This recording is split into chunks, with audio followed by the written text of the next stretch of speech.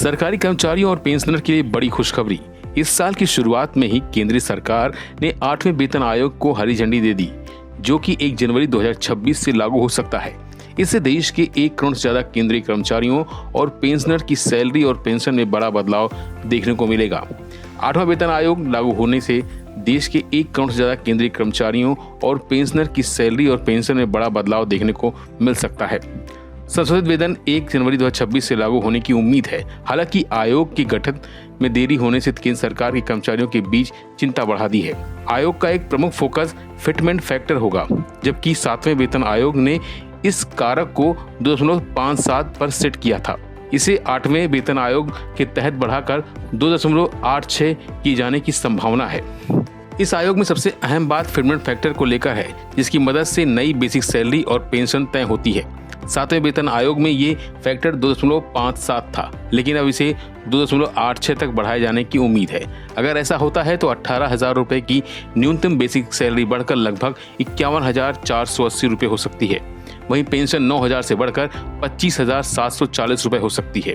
इस तरह केंद्रीय कर्मचारियों की सैलरी और पेंशन में बम्पर बढ़ोतरी देखने को मिल सकती है। हालांकि इसका अंतिम फैसला हाल ही में गठित नए वेतन आयोग के सदस्य करेंगे। बेसिक सैलरी बढ़ने के साथ साथ हाउस रेंट अलाउंस यानी HRA और ट्रेवल अलाउंस यानी TA जैसे भत्ते में भी इजाफा होगा। ये इस बात पर निर्भर करेगा कर्मचारी किस लोकेशन में पोस्टेड हैं और उनका ट्रेवल कितना होता है। इसी वजह से एक ही ग्रेड के 2 कर्मचारियों की कुल सैलरी अलग अलग हो सकती है। अभी केंद्र सरकार के कर्मचारी अपनी बेसिक सैलरी और महंगाई भत्ते यानी DA का 10% योगदान करते हैं, जबकि सरकार 14% योगदान देती है। 8वें वेतन आयोग में सैलरी बढ़ने के बाद ये योगदान राशि भी बढ़ेगी। CGHS की सदस्यता शुल्क सैलरी स्लैब पर आधारित होती है। जैसे ही बेसिक सैलरी बढ़ेगी, CGHS के शुल्क भी नए सैलरी स्ट्रक्चर के अनुसार रिवाइज होंगे।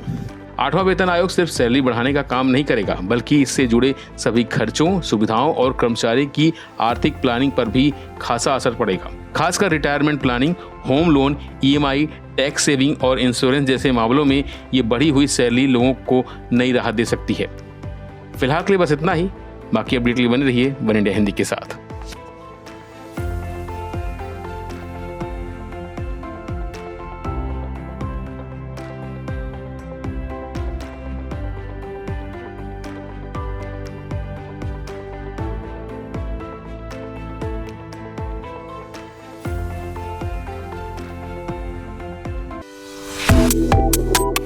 Subscribe to One India and never miss an update. Download the One India app now.